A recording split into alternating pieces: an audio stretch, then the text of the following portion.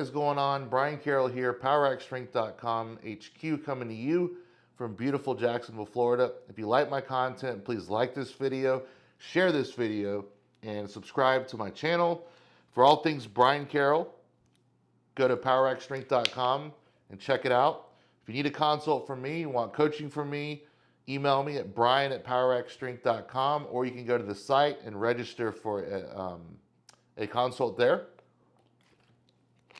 Also, a bunch of testimonials I'm going to link below in the description for you to read on Google and on Facebook.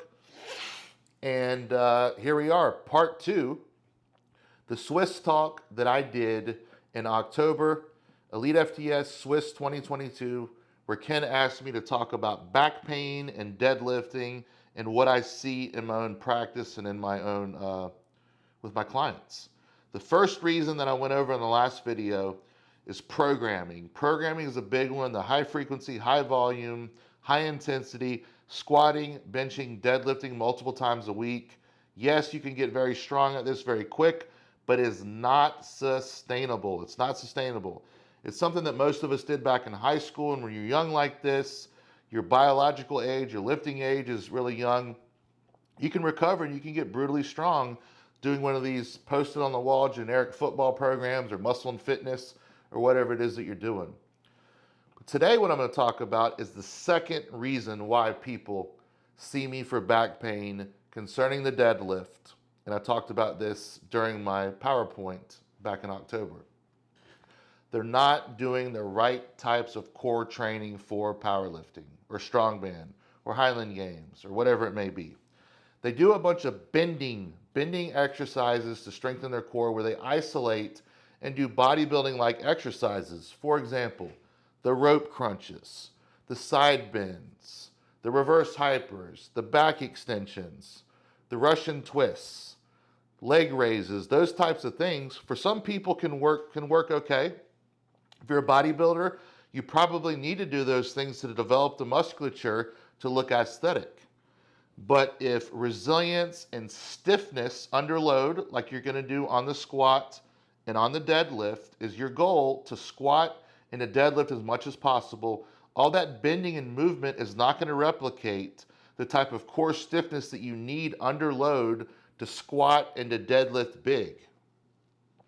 What you need to do is isometric exercises that will keep you stiff and won't wear out your spine bending it over and over. Now, reverse hypers or any of those things that I named aren't inherently bad. I just think there are better solutions and better exercises to do that won't destroy your spine. Now, here's a caveat. I'm not saying that if you do these exercises that you're going to destroy your spine. That's not what I'm saying at all. But I do see the common denominator being exercises, in particular, core exercises that people do, and a lot of the time when they change it up, their back pain goes away and their lifts go up. So what I suggest for people, instead of doing these exercises that make you bend and twist and all this stuff, that end up working your discs more than your muscles. Hello, I hope you're enjoying this video. I want to talk to you really quick about our CBD line.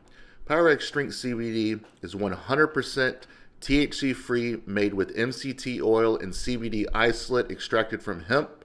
We have sublingual drops that taste good, made with MCT oil, not cheap hemp oil that upsets your stomach. These bombs, these drops, and these products are 100% THC free. You will not fail a drug test, and we have testing on the website. Our bombs you want to use 2 to 3 times a day in a localized area to reduce pain and inflammation. This stuff works wonders for tight muscles and joints. Then lastly, we have a product called CryoFreeze, which is similar to a BioFreeze. It has 1,000 milligrams of CBD isolate mixed with a nice cooling formula that will help you reduce pain and inflammation. So thank you so much for the support. The link's below. Use the special discount code, and I'll see you soon. Back to the video. You want co-contracted exercises. You want exercises like planks, like suitcase carries, like stir the pot, like instead of doing like a reverse hyper or back extension, hold the back extension for time, like a reverse plank. Different exercises like that, like the big 3, variations of the big 3, will teach you to be able to keep tension under time and locked in, and teach you how to keep these positions with the lats, with the pecs, with the obliques, with the rectus abdominis, with the glutes, with the all the little spinal muscles, the erectors and the QLs and everything in between there, is teaches you how to build spine endurance. That's going to, number one, help you stay injury-free, but there's no foolproof way of staying injury-free. You lift big-ass heavy weights, you're going to have injuries from time to time, but why provoke the injury and give yourself a bigger chance to have these injuries by doing exercises that, number one, aren't going to carry over great, and number two, potentially you're going to waste your spine.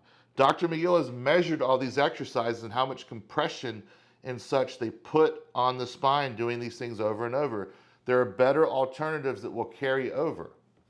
So once again, there's nothing inherently wrong with doing those bodybuilding S-type exercises. A lot of the Westside Barbell programs use them. I'm telling you, as the person that's built the first 1,300-pound squat, I've built other 1,200-pound squats, 1,100-pound squats, and multiple 1,000-pound squats with other people. I did not use these bending exercises. We use stiffening exercises for time, like we talk about in Gift of Injury. So these are just my thoughts. It's a big reason why I see people for back pain. If this doesn't apply to you, you don't have to use it, but I would check this out, and I bet your lifts can go up if you change your view on core training, especially if you have back pain. Work on stiffening and not all the bending stuff. I bet you can feel better and lift more weight too. So again, this is part 2 of what I talked about at the EliteFTS SWIS 2022. The first part, biggest reason why I see people for back pain is their programming, high frequency, high volume, high intensity. The second thing that I see is a lack of proper core training, co-contraction, isometric exercises to build stiffness and endurance. And the third thing, which is going to be part 3, is bad form. Poor form for their physique, poor form for their body and their leverages, repeated over time, and then they end up destroying their back. So stay tuned for part 3. Thank you so much. Thank you so much for watching today. Please subscribe, like, and share if you enjoyed this video, and have a wonderful day.